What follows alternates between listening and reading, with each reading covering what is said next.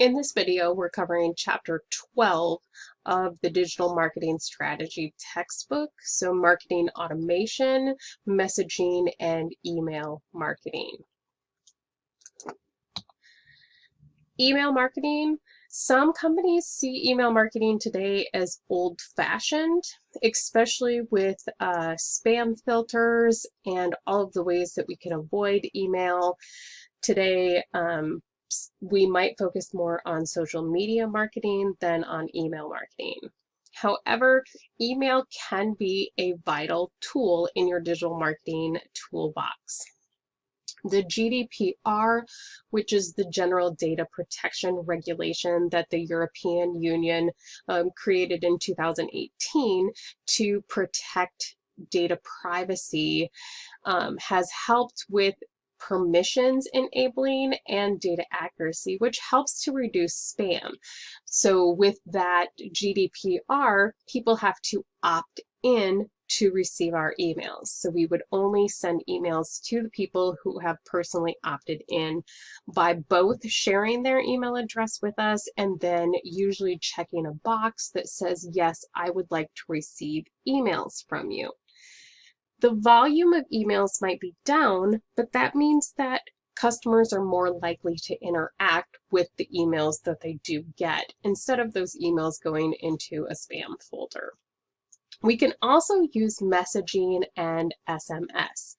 SMS refers specifically to text messages that are sent over cellular lines instead of through internet channels. So specifically text messages that you would receive to your phone number. So instant messaging and SMS are more personal, but they might also be more intrusive. They're also better suited to instant activity, so you want someone to react right when they get it. Email is usually reacted to days or hours after they're sent, so even if you don't get an instant response, they could sit in their email box.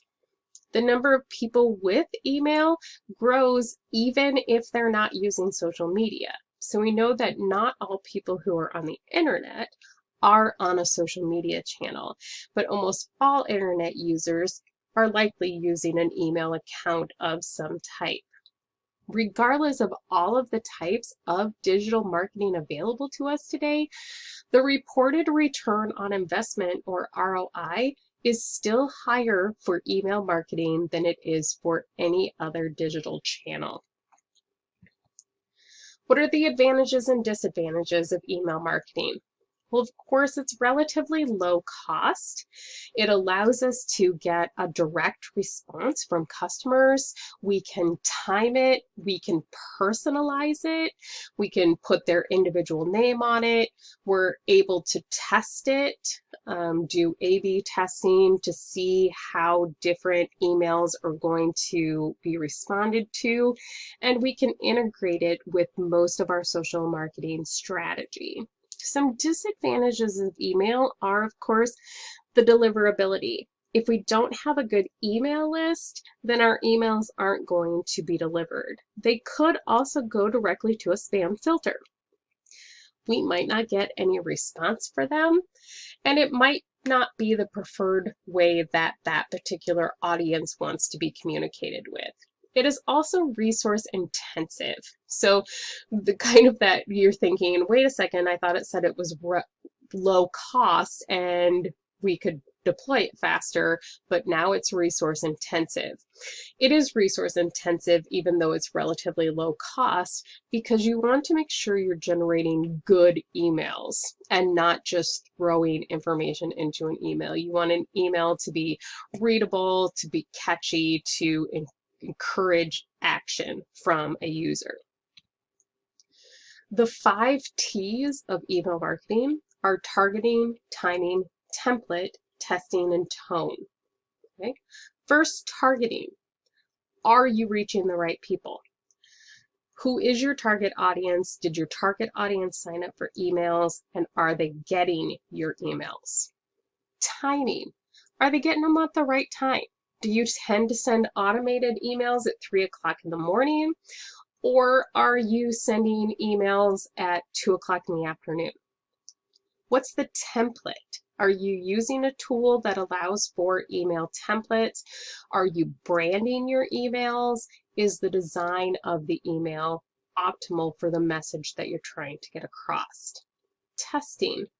Are you looking at the data being generated by your email traffic and using it to better inform future digital marketing strategies? And tone.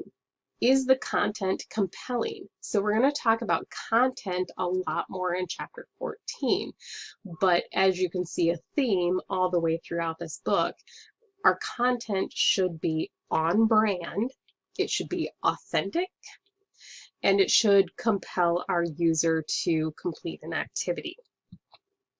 So first, targeting. This depends on how good our database is. Whether or not we can target the audience that we're hoping to target depends on the amount of information that we have about them. How good is our current email list? How do we collect email addresses from people?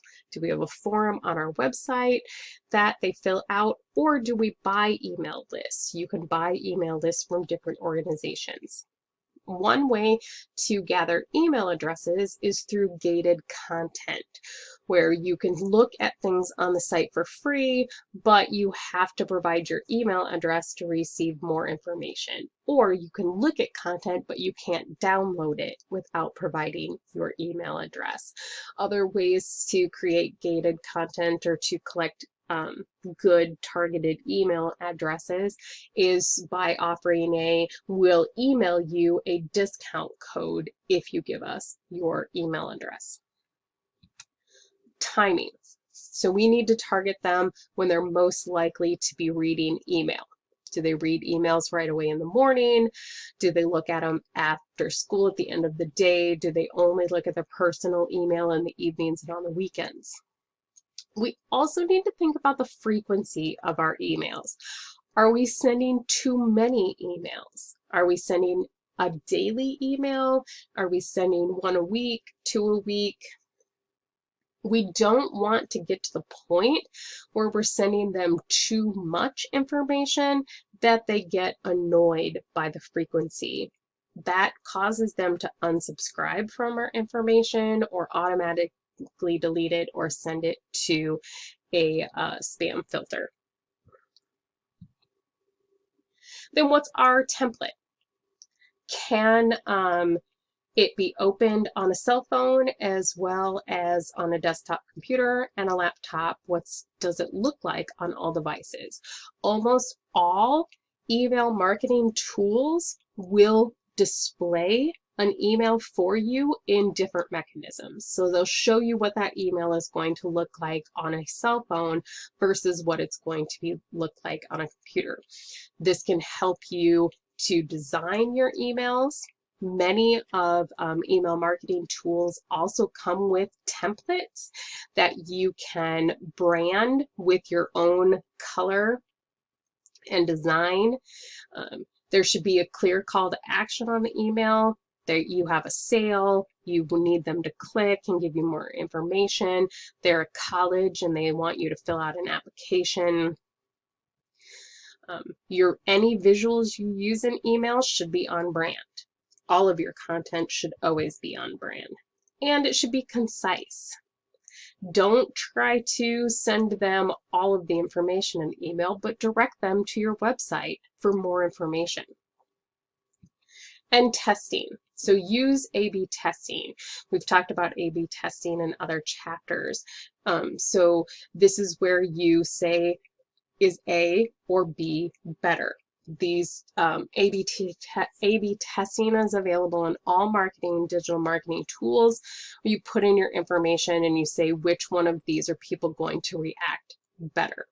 So we have to look at time of day, the photos, the call to action, placements, subject line. We can also test. But we have to have those analytics in place to measure responses.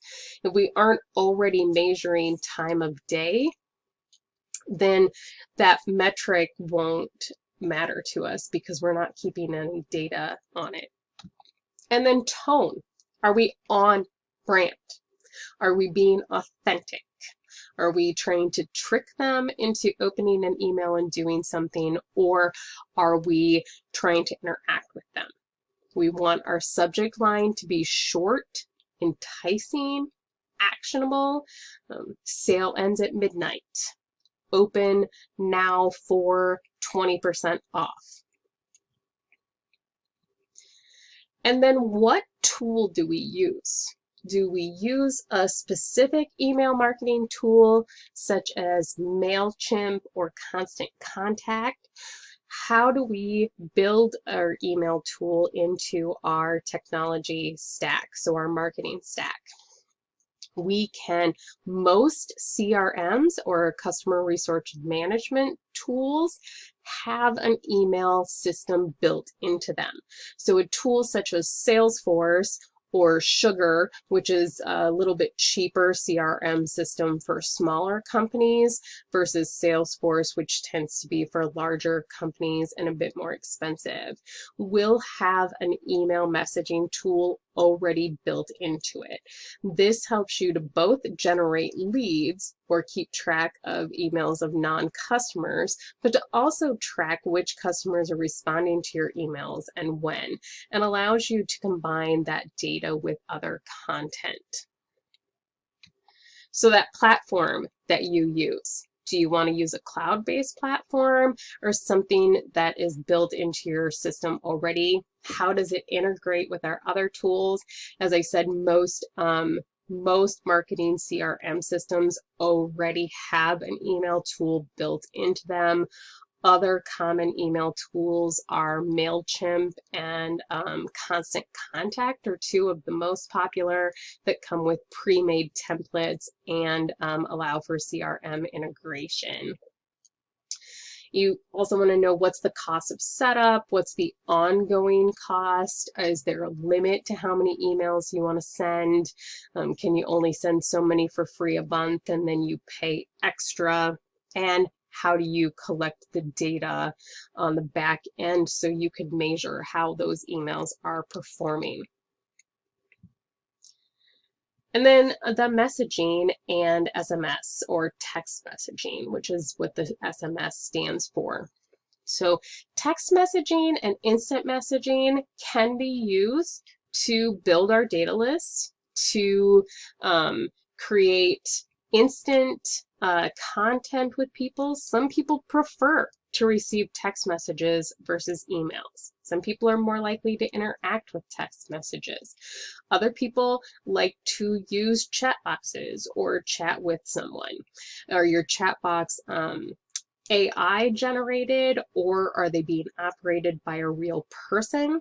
You can also time your chat boxes so that they're only live when you have people available to be interacting with them.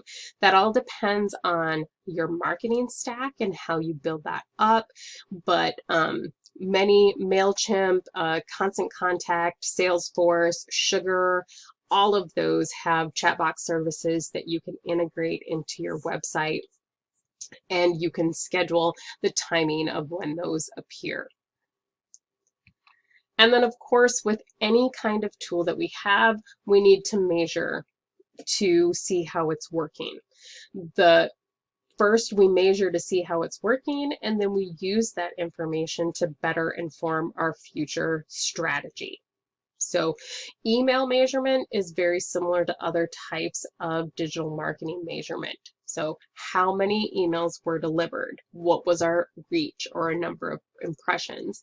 And then what was the open rate? How many of them did people actually engage with?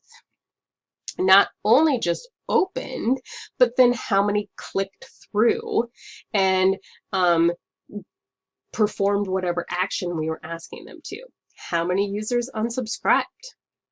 How many emails could not be delivered because our email address was bad, or because we had some kind of a spam blocker that kicked our email back to us? And then how do we grow our email list? We're going to talk about that a little bit more in the next chapter on lead generation. And then the cost per sale. How much did it cost us to get that customer to buy something? Did we have to send them emails and do pay-per-clicks and do social media advertising as part of all of our different tools that we use in our digital strategy? And that is the end of the chapter on email marketing.